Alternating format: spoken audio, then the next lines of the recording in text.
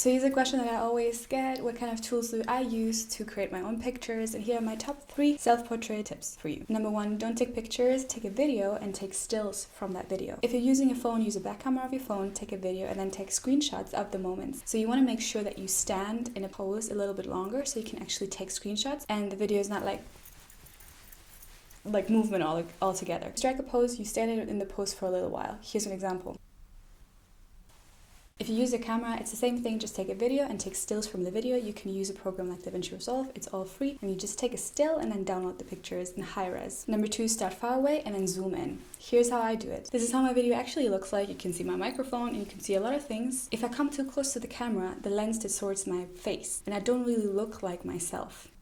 But if I zoom in, my face actually looks like I look in real life. You should do the same on your phone, just take it a little bit farther away and then zoom in. And of course, use the back camera, not the front selfie camera. Very low risk. Number 3, light is everything. So stand in front of a window and make sure that you are not in the sunlight directly because that washes out your color and skin texture. And just have fun. The nice thing about a self-portrait is no one looks at you, so it's just you and your camera and you can really feel yourself. So if you have any more questions about content creation, just leave it down below and don't forget to follow for more personal branding tips.